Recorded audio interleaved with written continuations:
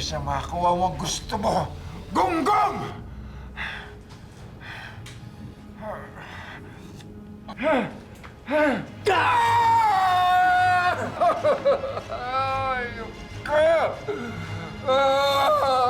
Mahihirapan kita ng matagal, Antonio.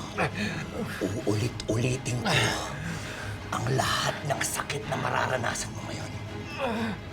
Hanggang sa ikaw na mismo ang magmakaawa na patayin na lang kitang hayop ka!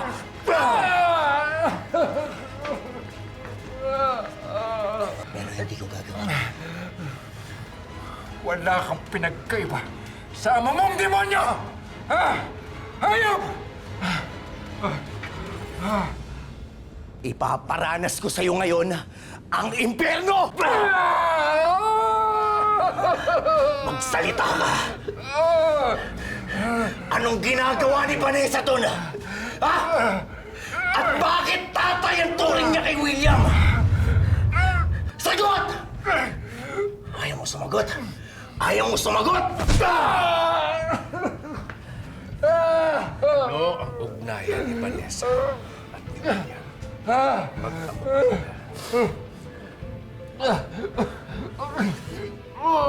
At bakit hindi ako nakikilala ni Vanessa?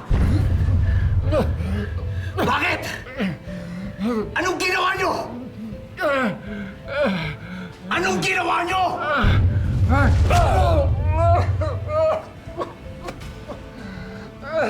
Ayaw mong sumagot.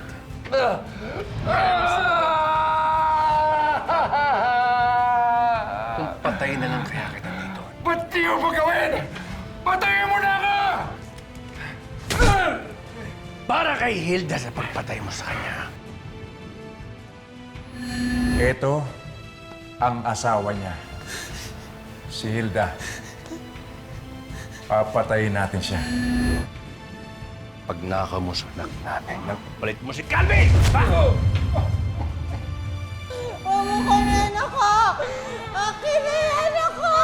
Ito lang ang paraan para iligtas ang anak ko. Lalaki siya sa kamay ni Edgardo Magallanes.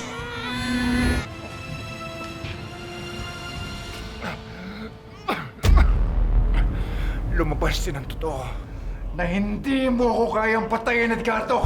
Dahil gusto mong malaman kung saan ko dinala ang totoong anak niyo ni Hilda.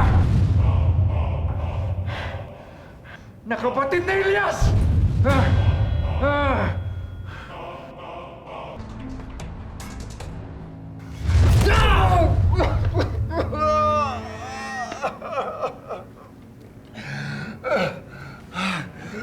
Nasaan ang anak namin ni Hilda? Wala na siya!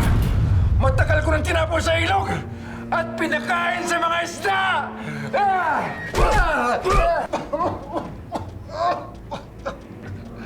Ilan ba ang kaya mong gawin, Edgardo?